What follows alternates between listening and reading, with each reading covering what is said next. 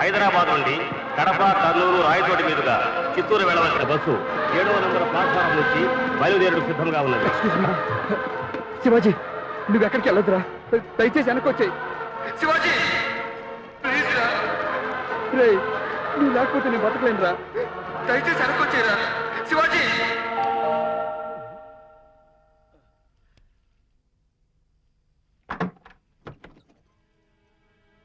ఎవరది? రే వంశీ, నానా ఏమిటన్నా, ఏమైంది? వంశీ, ఏం జరిగిందిరా? ఏమైందిరా? ఇవాళ శివాజీ పుట్టినరోజు. అవును, వాడు వెళ్ళిపోయాడు, నన్ను ఒంటరివాడిని చేసి వాడు వెళ్ళిపోయాడు. నాన్న, ఏమిటా నువ్వు అనేది? శివాజీకి ఏమైంది? తెలీదమ్మా, నేనే తప్పు చేయలేదు. నాకెందుకంత శిక్ష వేసి వెళ్ళిపోయాడు. నాన్న, నాకు శివాజీ కావాలి, శివాజీ కావాలి, శివాజీ కావాలి, శివాజీ కావాలి. శివాజీ, శివాజీ, శివాజీ వచ్చాడు. శివాజీ అయ్యారా పాలండి? పాలు లేదు.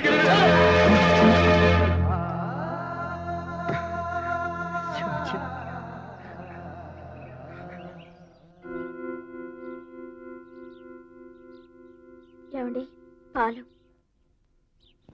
ఏమండి, పాలు తీసుకోండి. నాకేమొద్దు. 4 రోజుల నుంచి పచ్చి మంచినీళ్ళు కూడా ముట్టుకోలేదు. వద్దు, నాకు శివాజీ తప్ప ఏమవద్దు, నాకేమొద్దు. మీరైనా చెప్పండి అత్తయ్య. వినడమ్మా.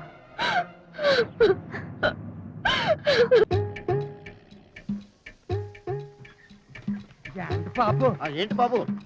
ఇప్పుడు ఈ రోడ్డు ఎక్కడికి వెళ్తాదండి? ఇప్పుడే కాదు, ఎప్పుడు ఈ రోడ్డు ఎక్కడికి వెళ్ళదు, ఇక్కడే ఉంటుంది. అది కాదండి, ఇలా నడుచుకుంటా వెళ్ళిపోతే ఏమొస్తుంది అని. ముందు ఆయాసం వస్తుంది, తర్వాత కాళ్ళనొప్పులు వస్తాయి, జాయింట్స్ పెయిన్స్. అది కాదు, ఈ రోడ్డు రంపటి వెళ్తే ఎక్కడికి వెళ్ళొచ్చు అని. బెజవాడ వెళ్ళొచ్చు, బెంగళూరు వెళ్ళొచ్చు, బొంబాయి వెళ్ళొచ్చు, అక్కడ ఫ్లైట్ ఎక్కితే నేపాల్ వెళ్ళొచ్చు, అది హైజాక్ అయితే తాలిబాన్ వెళ్ళొచ్చు.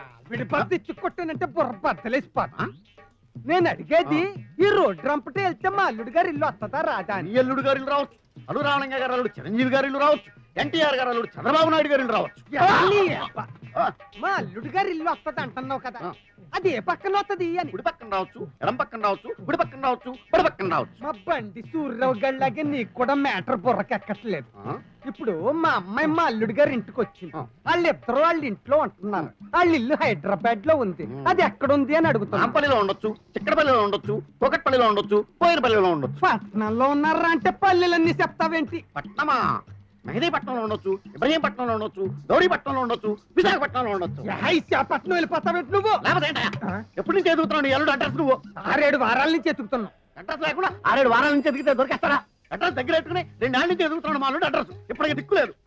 వివరాలు అయ్యి సరిగ్గా లేవా? వివరాలు సరిగ్గా లేకపోవడం ఏంటి, డీటెయిల్ గా ఉంటాయి. కావాలంటే చూడు, డోర్ నంబర్ 7-9-25-6-6-3/3/368 AB21. ఏంటి వివరంగా ఉంటే ఇల్లు ఎట్టుకోలేకపోయావా నువ్వు? వివరంగా ఉందా అంటే నీకు తెలుసా ఈ అడ్రస్? ఓ 1వ క్లాస్ చదువుకుంటున్నప్పటి నుంచి తెలుసు. తగలాలి. ఎలాగెళ్తావంటే సెంటర్కి వెళ్ళు, ఆటో అట్టుకో, పట్టుకున్నాం, స్టేషన్ లో దిగు, దిగాం, రైలు ఎక్కు, ఎక్కాం, నెడదబోల్లో దిగు, దిగాం, గుర్రబండి అట్టుకో, పట్టుకున్నాం, కోరమావిడి వెళ్ళు, వెళ్ళాం, అక్కడ దిగి ఆ చెరువు గట్టు అమ్మోరు గుడి వంట గట్టంపటే వెళ్ళిపో. వెళ్ళాం. జాగ్రత్త, గట్టు నిండా నిప్పులు, దారి చూసుకుని వెళ్ళు. ఆ అమ్మోరు గుడి పక్క నుంచి కుడేపుకి తిరిగి లోపలికి వెళ్ళు. ఆ ఎడం పక్కన అరుగు మీద కుంటే ఎక్కడ ఉంటాడు, ఆడితో మాట్లాడక, ఆడికి మనకి పడతా ఎగస్పర్తి. ఆ కుడేపుకి కూడా తిరక్కో, బ్యాడ్ లేడీ ఉంటది. ఊరికి కొత్త కదా, అట్రాక్ట్ అయిపోయి దెబ్బైపోతా. అలా తిన్నంగా వెళ్ళిపో. ఆ సందు చివరికంటా వెళ్ళిపోతే అక్కడ కరెంట్ స్తంభానికి ఆనుకుని ఉంటది. ఏంటి పిడక? కాదు, మన బొడ్డు భద్రంగాడి కొట్టు. అక్కడికి వెళ్ళి ఇలాగ హైదరాబాద్ నుంచి గంట స్తంభం వెంకటేశ్వరరావు గారు పంపారండి అని అడుగు. వాళ్ళు లేకపోయినాడు కొడుకుంటాడు, చేతులు ఎట్టేస్తాడు. ఏంటది? ఎక్కాల బుక్కు. ఎక్కాల బుక్క? వెంకటరామాండుకో ఎక్కాల బుక్కు. వెంకటరామాండుకో ఎక్కాల బుక్ ఎందుకు? ఈ అంకెలన్నీ అందులో ఉంటాయి. అమ్మయ్యా, వీడికి అడ్రస్ చెప్పేసి నువ్వు ఈజీగా వెళ్ళిపోతాడు. మనకెవడు చెప్తాడో ఏంటో. అయ్యగారు మొన్న మీరు ఆఫీస్కి వెళ్ళాక శివాజీ బాబు మన ఇంటికి వచ్చాడండి. ఇంటికి వచ్చాడా? అవునండి. అదోలా ఉండటంతో అనుమానం వచ్చి చూడకూడదు అనుకుంటున్న కిటికీలోని చూస్తే చూస్తే అమ్మగారి కాళ్ళు పట్టుకుని ఏడ్చాడండి. అమ్మగారు మాత్రం కోపంగా ఏదో అన్నారండి, ఏడుస్తూ వెళ్ళిపోయాడండి.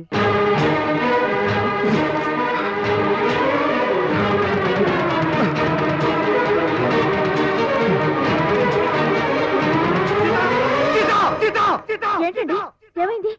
అది చెప్పాల్సింది నువ్వు చెప్పు. మొన్న శివాజీ ఇంటికి వచ్చాడా? రాలేదే.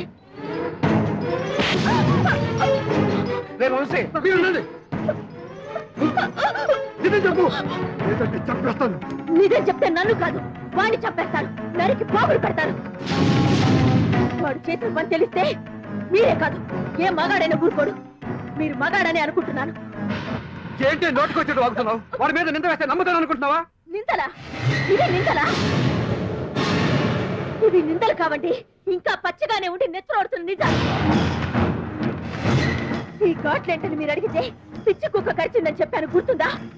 ఆ పిచ్చి కుక్క ఎవరో కాదు, మీరు మీరు మీరు మీరంతా దేవుడని దేవులాడుతున్న మీ ఫ్రెండ్ శివాజీ. చిన్నప్పటి నుంచి మీరు పాలు పోసి పెంచిన ఆ విషపు పురుగు కూరల గుర్తులివి. నాకు తెలుసు. తెలుసా? ఇప్పుడు కాదు, ఎప్పుడో తెలుసు. నీ కారణంగా నేను పడ్డ మానసిక క్షోభని వెయ్యింతలు నువ్వు పడేలా చేసి నిన్ను కుమిలి కుమిలి ఏడ్చేలా చేస్తా. అంతవరకు ఈ సీత నిద్రపోదు, నిన్ను నిద్రపోనివ్వదు.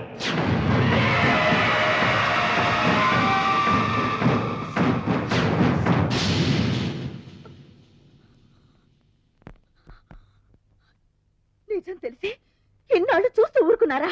ఊరుకున్నాను. ఒక మంచి మనిషిని పట్టుకుని పదే పదే నీ మాటలతో చేష్టలతో చిత్రహింసలు పెడుతుంటే మౌనంగా భరించిన వాడి గొప్పతనాన్ని నువ్వు తెలుసుకుంటావని చూస్తూ ఊరుకున్నాను. శివాజీ తప్పు చేశాడని నీకు తెలుసు కానీ ఆ తప్పుకి వాడు ఎంత పశ్చాత్తాపడ్డాడో నీకు తెలీదు. అది తెలుసుకుని ఎప్పటికైనా వాడిని క్షమిస్తావని ఇన్నాళ్ళు చూస్తూ ఊరుకున్నానే. ఆపండి, ఇంత సిగ్గు లేకుండా ఎలా మాట్లాడగలుగుతున్నారు? సాయం కోరిన ఓ ఆడదాన్ని అనుభవించాలని చూసిన నీచుడు మీకు గొప్పవాడా?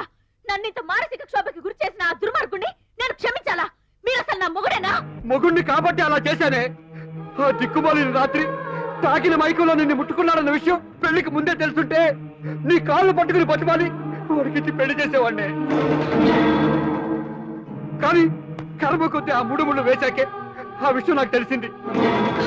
తప్పే, వాడు తెలియక నీ విషయంలో తప్పు చేశాడు. కానీ నువ్వు తెలిసి దారుణమైన తప్పులు చేశావు. ఆ రోజు అమ్మవారి గుడిలో మన ఇద్దరం సంతోషంగా ఉండాలని వాడు రాశాడు. కానీ నేనేం రాశాను తెలుసా? శివాజీ నా భార్య క్షమించాలి, వాళ్ళిద్దరి మధ్య మనస్పర్ధలు ఉండకూడదని రాశాను. కానీ నువ్వేం రాశావు? వాడు సర్వం నాశనం అయిపోవాలని రాశావు. అది చదివి వాడు బాధపడ్డాడే కానీ దాన్ని ఎప్పుడు బయట పెట్టలేదు. నీ ఒంటి మీద చెయ్యి వేసిన పాపానికి మొత్తం స్త్రీ జాతిని అవమానించినంత పాపమని భావించాడే వాడు. అందుకే దానికి ప్రాయశ్చిత్తంగా ఆ పాడైపోయిన పిల్లల్ని పెళ్లి చేసుకుంటే సాటి ఆడదాన్ని కూడా చూడకుండా తనకు అన్యాయం చేస్తున్న ఆలోచన కూడా లేకుండా ఆ పిచ్చి పిల్లని రెచ్చగొట్టి వాళ్ళ కాపురంలో చిచ్చి పెట్టావు. అందుకు వాడు కుమిలిపోయాడే కానీ నీ కుళ్ళుని పెట్టి పెట్టలేదు. ఇన్ని చేసినా వాడెందుకు నీ నిజ స్వరూపం బయట పెట్టలేదో తెలుసా? నువ్వు వాడికి ఇచ్చిన కాఫీలో పంచదారికి బదులు ఉప్పు వేసావుగా. ఆ విశ్వాసంతో, ఆ విశ్వాసానికి నువ్వు పెట్టిన గొప్ప పేరు పిచ్చి కుక్క.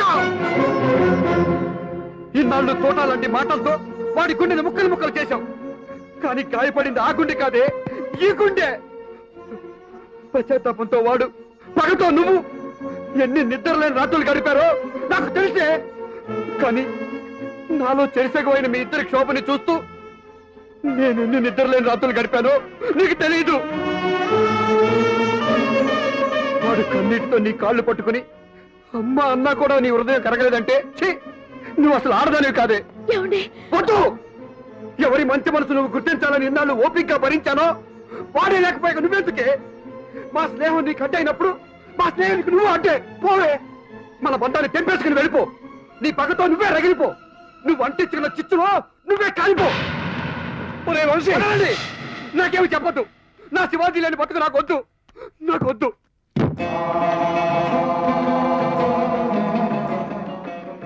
శివాజీ తప్పు చేశాడేమో కానీ తప్పుడు మనిషి కాదమ్మా. వాళ్ళిద్దరిని దూరం చేసి నువ్వు చాలా తప్పు చేశావు. ఎంత పెద్ద పాపానికైనా ప్రాయశ్చిత్తమే పెద్ద శిక్షమ్మ. అది వారికి ఎప్పుడో పడింది. క్షమించగలిగే గొప్పతనం మీ ఆడవాళ్ళకి ఇచ్చాడమ్మా ఆ భగవంతుడు. త్వరపెట్టిన వాడు తప్పు చేశాడు అనుకుని శివాజీని క్షమించు తల్లి, క్షమించు.